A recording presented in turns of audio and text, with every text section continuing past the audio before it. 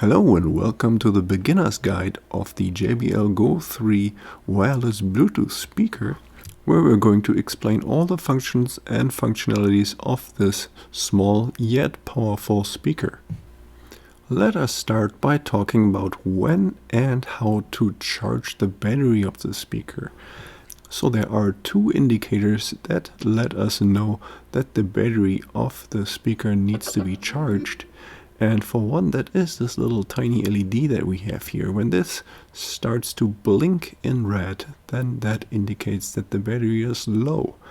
And also, when you're listening to some music or whatever, and you hear a little jingle once in a while, then that also lets us know that the battery is low and we should start to charge it soon.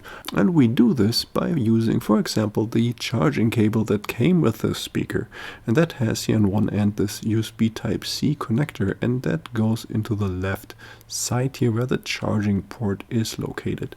And then the other end, we're going to connect this, for example, to the charging cube of our smartphone. Here in this case, this is a iPhone charging cube, but any other USB charging cube will work as well. And we're just going to connect this to an outlet, and then we see now the LED here is constantly red, and that tells us the battery is being charged. And a full battery charge takes about 2.5 hours to complete. And so now how do you know that the battery is fully charged? That is indicated when the red LED here is turning off. And in case you're wondering, you can charge the battery and use the speaker at the same time. And so at this point we can just disconnect now the charging cable here from the speaker. And one word of advice: when you do this, always be careful when handling here the charging port and the charging cable. To really try not to bend the cable here on the connector while it is plugged in, because that can actually damage the charging port over time, and then you would eventually not be able to charge the speaker anymore, which would really be sad. So always make sure to pull the plug out nice and straight without bending it. Okay, but now let us finally pair the speaker here to our smartphone. In this case, this is here an iPhone. Works the same way also for Android phones as well. So the first thing we do is, of course, turn on the speaker here. And when you turn it on the very first time, the speaker is automatically going to activate the Bluetooth pairing mode, which is indicated by a special jingle that we just heard, and then here also by this rapidly blinking white LED. In case this does not happen for you, then I suggest you press here the Bluetooth button once that is located underneath the power button. So now, switching to our phone, we're going to enter this settings menu.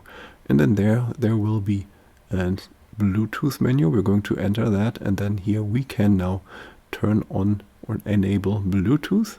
And on the very bottom of the list here, there we find the JBL GO 3, and we're just going to click on that.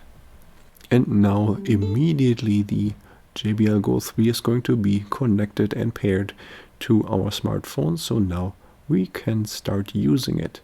So, and in case you are wondering if you have to go through this process every time you want to use the speaker, then the answer to that question is no. So the next time you're going to turn on the speaker, it is going to reconnect automatically by itself. So right now you see the speaker is turned off, it's not connected. Next time we turn it on, it is automatically going to connect. So you don't have to do anything anymore, it's just going to work by itself.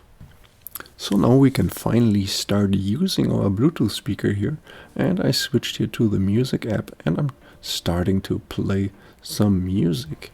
So now there are a couple of buttons here on the speaker that allow us to control the playback of the music on our smartphone here. So for example, we have the volume up and down button on our smartphone. We see this here when we press the buttons here, but there are also volume buttons here on the top of the speaker. So we can press the minus button to lower the volume and the plus button to raise the volume.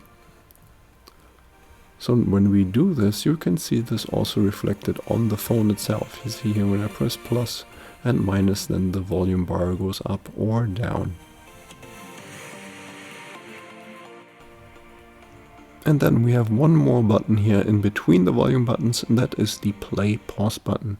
So when we press it once, then we're going to pause the music. If we press it again, it's going to start playing again.